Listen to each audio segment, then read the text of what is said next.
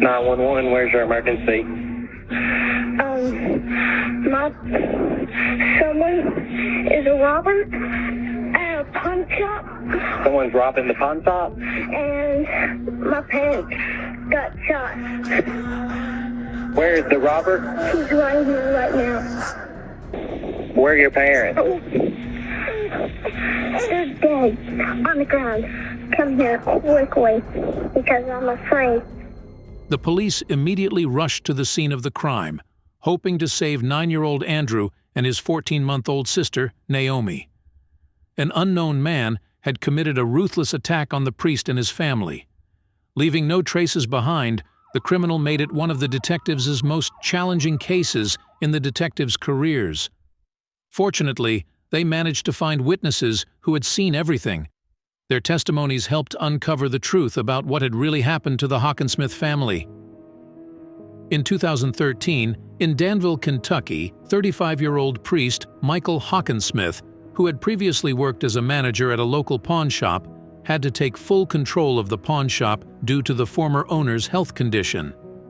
As a former priest, Michael had always been honest with people. He easily found common ground with others and was always willing to help. When he decided to get married, no one doubted his choice. Angie was his first love, and everyone saw her as a very sweet and kind girl. Michael literally worshipped the ground she walked on. When the couple had children, their relationship became even stronger. Together, they were a very happy family. As the Hockensmith family expanded, so did their business.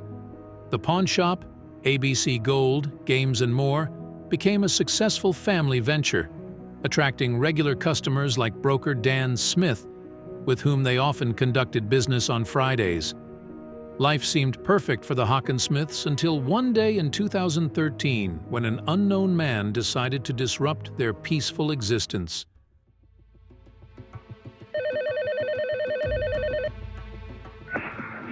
"911, where's your emergency?" Someone is a robber at a pawn shop. Someone's robbing the pawn shop? And my parents got shot. Where is the robber? He's right here right now. The robber, does he have a gun? Yes. He shot my parents. Okay, can he see you? I'm in the back right now. You're in the back? So the robber's up front of the store? Yes, but I don't know if he's here or not. But come quickly. Where are your parents? They're dead on the ground. Come here quickly because I'm afraid. Please hurry. Okay, they're coming, okay? 6 minutes after the phone call, police officers arrived at the scene of the crime. When they entered the building, their attention was immediately drawn to a large bloody trail, which led them to Michael Hockensmith. Moments later, they found his 38-year-old wife, Angie, and on the other side of the counter, they discovered the third victim of the crime, 60-year-old broker Dan Smith. All three victims had gunshot wounds to the head and torso. A few minutes later, officers found Andrew Hockensmith and his little sister Naomi hiding in a closet. The officers' accounts indicated the unimaginable horror these young children had endured. Suddenly, the 9-year-old boy and his 14-month-old sister were left orphaned, having lost both parents.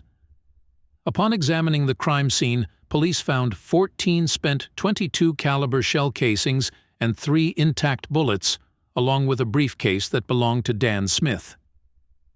The victim's personal belongings and all the cash in the register were left untouched, suggesting that robbery was not the motive for the crime. Unfortunately, there were no surveillance cameras in the pawn shop, posing a significant obstacle to the investigation. The police had no choice but to rely on finding potential witnesses to the crime. An employee of the nearby Rainbow Cleaners was able to describe a car that had parked near the building that morning. It was a silver minivan, driven by a large man with a thick beard. While one group of investigators searched the surrounding area, Another informed the closest relatives about the tragedy that had befallen their loved ones. Michael's parents found it difficult to accept the circumstances that someone in their right mind could wish harm to their children. Nevertheless, they tried to find any positive aspect in the situation, and the fact that their grandchildren had survived could not but rejoice them. If it hadn't been for Andrew and Naomi, I don't think I would have survived. Soon, the tragic news reached the daughter of the third victim, Dan Smith. He was involved in buying precious metals and skillfully adapted to the specifics of his work, easily finding common ground with different people. His business involved handling large sums of cash, sometimes exceeding hundreds of thousands of dollars. This led the police to consider the theory that Dan Smith himself could have been the primary target of the criminal. Tracking the man's movements revealed that before he arrived at the ABC Gold, Games and More pawn shop, he had visited Lawson's jewelry store in Harrodsburg, located 10 miles northeast of Danville. In the jewelry store, investigators found a surveillance camera positioned on the far wall to capture every visitor entering and exiting the store. They hoped that the recording would help them determine if anyone had been following Dan Smith. Smith entered the store at 8:16 in the morning, and there were no other customers in the building at the time. He was carrying the same briefcase that was later found at the ABC Gold, Games and More pawn shop. After greeting the woman behind the counter with a smile, headed to the back of the store. Sometime later, Dan Smith reappeared on the footage, coming out from the back of the store, saying something to an elderly woman who had just entered, and then immediately leaving. It was a typical day in the life of the jewelry store. The external camera recordings showed nothing suspicious. The police were left to helplessly monitor the man who had no idea he would soon be at the center of a tragic event. Meanwhile, 9-year-old Andrew Hockensmith was taken to the police station to give his testimony. Andrew described how he had been at the pawn shop with his parents when Dan Smith arrived carrying a bag full of money. While his father and Dan were talking, the stranger entered and immediately demanded the bag. According to the boy, Dan Smith immediately handed over his briefcase, after which the stranger shot him. "My father asked him to stop, but he also shot him with a pistol similar to the one I play with," Andrew said. Meanwhile, the mother instructed Andrew to take Naomi to the back of the store and hide in the closet. Andrew took his little sister and hid. It was then that the criminal aimed the gun at Angie. "I don't know who he is and why he did it, but it seems to me that the reason was money," the 9-year-old boy concluded. He described the stranger as a very tall man, with a blonde beard that looked fake, matching the description provided by a witness from Rainbow Cleaners. To follow all possible leads, the police's next step was to thoroughly examine the business run by the Hockensmith family. It turned out that the ABC Gold, Games and More pawn shop had another owner, Steve Devine. While he usually attended Friday deals with Dan Smith, he was absent on the tragic morning of September 20th. This information raised concerns, making determining his whereabouts a top priority. Steve Devine explained that he had developed an allergy that morning and was forced to cancel all his appointments, a story confirmed by his wife. The alibi and the fact that Steve Devine did not own a silver minivan helped to rule him out as a suspect. He also explained why there were no surveillance cameras in the pawn shop. According to him, the security system had been removed by the previous owner, Kenneth Allen Keith, and the new owners had not yet installed a replacement. 48-year-old Keith, like his deceased friend Michael Hockensmith, was a priest. Pastor Keith sold the pawn shop when he was diagnosed with brain cancer, but he remained the owner of another similar establishment, Gold Rush Buyers, in Pulaski County, neighboring Danville's Boyle County. Michael's family revealed that he prayed for his friend every evening, hoping for his recovery. Their friendship, which began when Michael worked at a youth church camp, had lasted for 15 years. The Hockensmith family always held Pastor Keith in high regard, and for their son Andrew, he was like a beloved uncle. With no significant leads, investigators decided to try their luck in finding possible street surveillance systems near the ABC Gold, Games and More pawn shop. They found a camera on the office building of the real estate office, Danville Rentals. The surveillance footage captured a silver minivan at 8:45 in the morning, but the image was too blurry to identify the license plate or the make of the vehicle. Once again, the police had to rely on the witness's testimony from Rainbow Cleaners, which described the car as an old model with a distinctive square body shape. The car in the video clearly showed a square rear bumper that matched this description. The color, type, and shape of the car all indicated that the police had found the criminal's vehicle. They continued to search for surveillance systems farther and farther from the pawn shop. At 8:17 in the morning, the camera at the local Ephraim McDowell Hospital captured the same vehicle.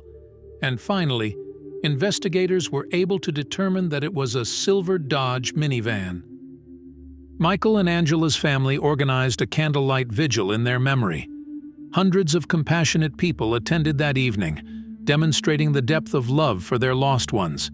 Similarly, like the Hockensmith family, Dan Smith's close relatives were outraged that the whims of another had led to the loss of their loved one. Despite their grief, they chose not to let anger overshadow their other emotions and joined in the funeral proceedings. Meanwhile, the Danville Police Department appealed to the public for any information about the criminal or his vehicle.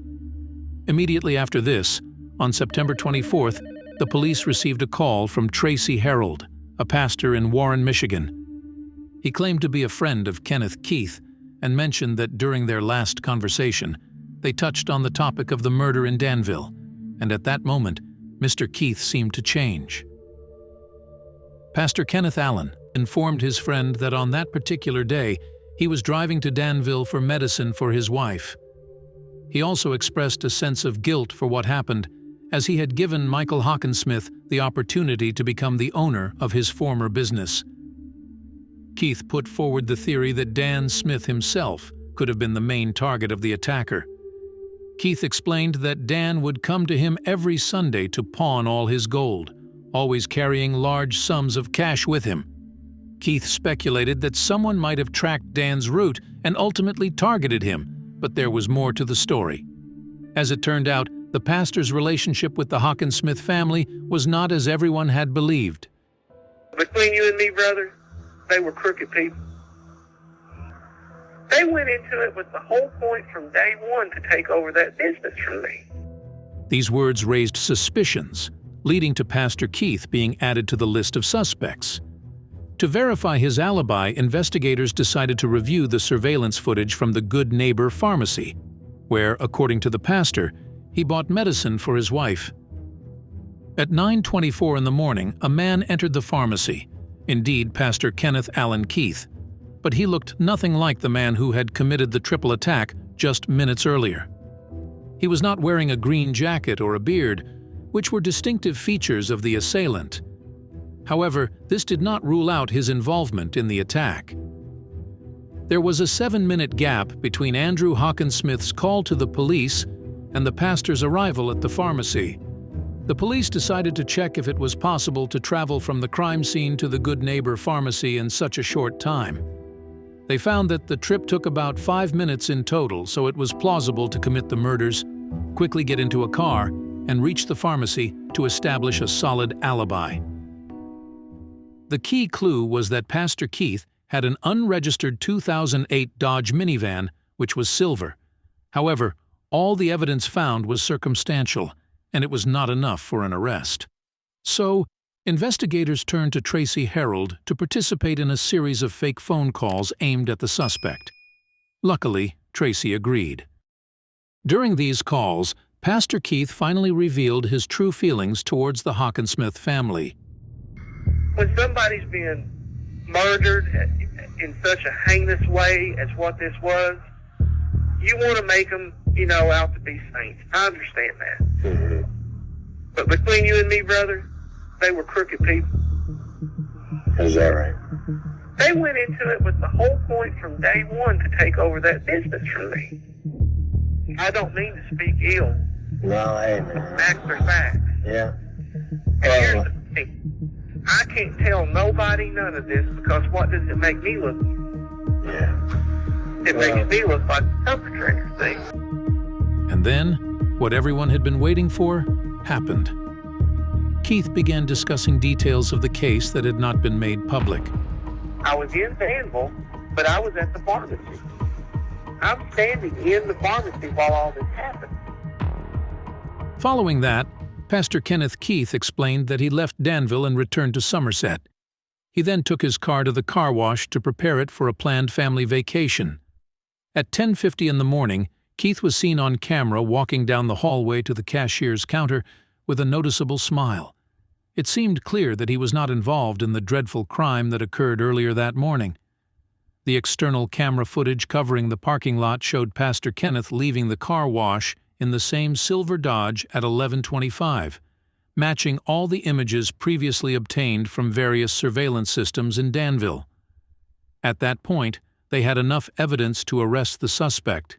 He was offered a polygraph test to prove or alleviate his involvement in the pawnshop crime, but his response was rather unusual. Keith stated that he would not be able to pass the polygraph successfully because during his military service he was tasked with eliminating 3 individuals.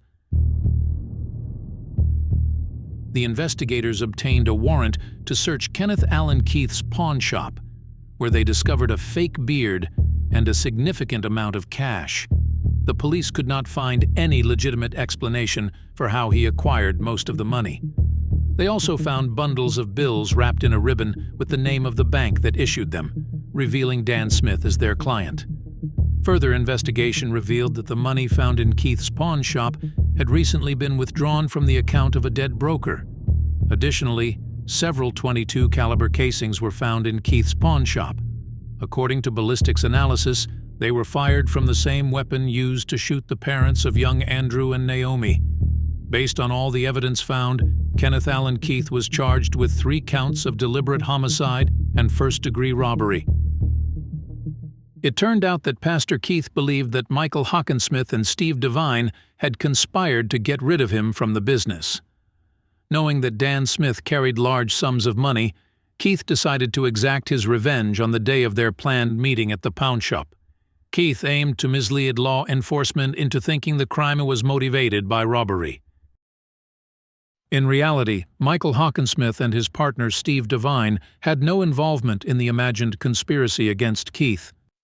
During the investigation, no evidence of discreditable activities by Michael Hockensmith and Steve Devine was found. On September 20th, the criminal arrived in Danville in his silver Dodge Caravan. He circled the pawn shop for a while until he noticed Dan Smith's car parked nearby. The first victim was the broker himself, followed by Michael and then Angela Hockensmith. The pastor then took all the cash from Dan Smith's case and calmly left the crime scene, stopping at the Good Neighbor Pharmacy to be captured on its surveillance cameras and secure an alibi. His decision to go to the car wash was another attempt to remove traces and destroy any evidence that might have been left on his vehicle. In 2017, just before the trial, Kenneth Allen Keith pleaded guilty to all charges. He was sentenced to life imprisonment without the possibility of parole. Before the trial, investigators obtained medical documents from the Veterans Hospital and discovered that the pastor had never had a brain tumor. How could someone who seemed so spiritually inclined commit such a heinous crime? Furthermore, how was he going to live with the knowledge of what he had done?